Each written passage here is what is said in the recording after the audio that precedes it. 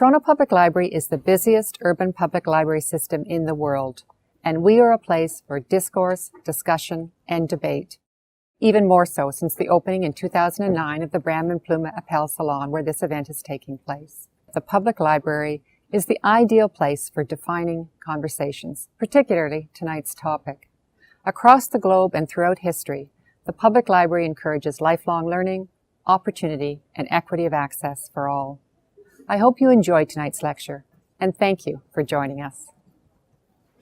As we thought about it more, we came to argue that just as in the 19th century, the central moral challenge for the world was slavery, and in the 20th century, the central moral challenge for the world was totalitarianism, that in this century, the central moral challenge will be this kind of widespread injustice that attaches to so many women and girls around the world.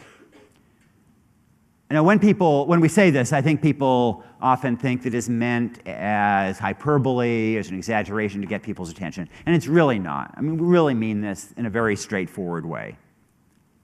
In fact, to explain why, let me turn tables on you and ask you a question. Are there more males or females in the world today? Let's put you to a vote.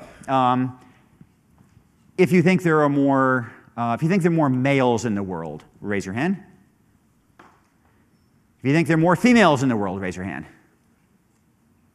I'm afraid the first group was right. There are actually more males in the world today. We think that there are more females because in Canada, in the US, and Europe, there are more females. Given equal access to food and health care, women live longer. In an equitable world, there would be more females. But one index of the inequity today is that there are more males. And this is how it comes about. This is the picture I took in Ethiopia, an emergency feeding center. You see it, you see hunger, you see starvation. But what you need to know is that every kid in that feeding center was a girl. And this girl's brothers are doing just fine. And in so much of the world, if there isn't enough food to go around, then you feed your son and you starve your daughter. When your son is sick, you take him to the clinic. When your daughter is sick, you feel her forehead and say, well, let's see how you're doing tomorrow. And the result of that is differentials in mortality rates. In India, for example, for the first year of life, male and female mortality rates are very similar, approximately the same, because the babies are dependent upon the breast, which does not have a strong son preference. From age 1 to age 5, girls are 50% more likely to die because they're dependent on their parents, who do have that son preference, mothers as well as dads, I should say. And the result of this inequity in mortality rates, on top of sex-selective abortion, as ultrasound machines spread around so much of the world, the result is that somewhere between 60 and 120 million females are missing around the world. And that is why there are more males than females worldwide. To slice it and dice it a different way, it means that in any decade, in any 10-year period, you have more girls who are discriminated against to death, in a sense, than all the people who died in all the genocides of the 20th century.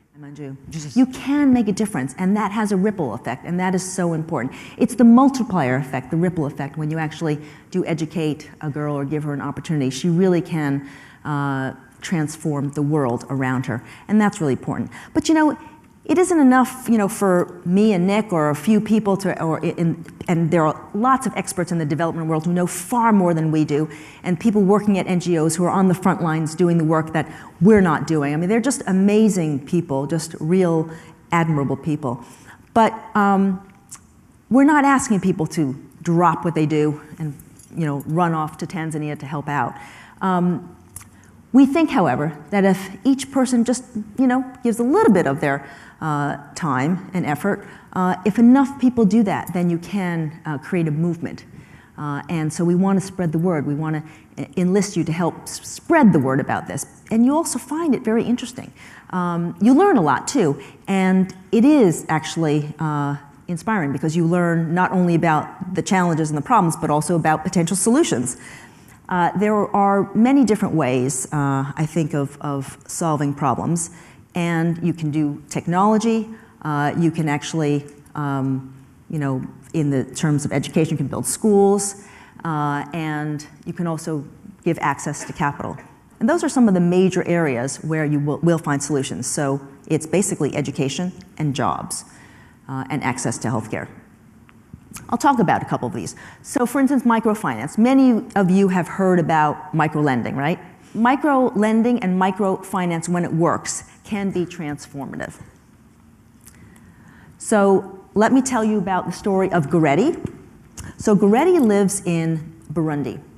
And she actually is, you know, in a very poor area. Burundi's very poor, but it's beautiful. She lives with her husband, Bernard. And there are two interesting things about Burundi. So Goretti, first of all, because she is a woman, she is not allowed to touch cash.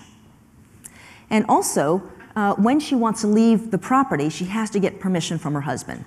So these are the two rules about Burundi.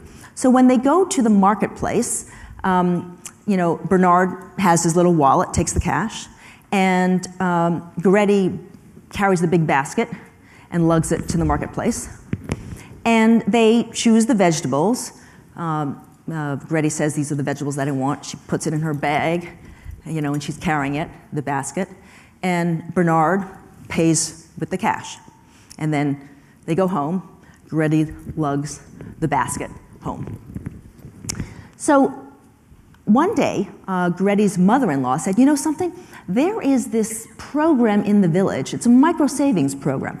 Now, some of you haven't heard, perhaps, of micro-savings, which actually is much more efficient and potentially transformative, more so than micro-lending. And so Goretti was saying, what is this program? And she explained, well, you know, you go into the village, you just have to come to the program. It's at night, you can do it, you can come out. And so you know, Goretti would ask her husband, Bernard, well, can I go to this program? And each time she asked, he would say, no, you can't. So she finally decided to sneak out. She made a really nice dinner for him so that he wouldn't complain. And she snuck out. So what happens is that they all sort of get in a room, and they each bring a dime. They pool that money, and they decide who it's going to go to this month. So that month, they decided they're going to take the money and give it to Goretti. So Goretti got $2.50, the equivalent, and she decides to invest in a potato crop. So she, you know, buys the fertilizer, plants the potatoes, and then she harvests them. And it turns out, well, she had a nice crop. It was a good crop, and she actually sold the potatoes and it got a profit. So she paid back she actually got $7.50 equivalent, and she paid back the $2.50. You know, meantime, as Goretti's was out at this micro-savings programs, Bernard would go to the bar. He'd hang out 3 times a week at the bar and drink banana beer. That was his favorite thing to do. So Goretti has this, you know, $5 profit, and she's trying to figure out, what do I do with this money now? What can I invest it in? Because she wants to actually, you know, create more money. So she actually decides, I know something that will sell. Banana beer. So she actually invests in a banana beer business. It turns out to be very popular. And she doesn't let her husband drink the product yet. But in fact, it did very, very well. So that when Bernard got malaria and ended up in the hospital, guess who paid the bills? It was Goretti. So you can see how transformative it can be when it works very well. And in fact, Goretti now, it's so interesting. So she has become a real leader in the community. She did so well that she became a role model for other women, and she now teaches other women how to, you know, have a say for themselves, to speak up for themselves, to actually start new businesses and take a risk. So she's, you know, really done very well. She's become a real big community leader. So it was very gratifying to see that happen. We all have won the lottery of life. The question is, how do we discharge that responsibility? So, here's the cause. Join the movement. feel happier and help save the world. Thank you very much.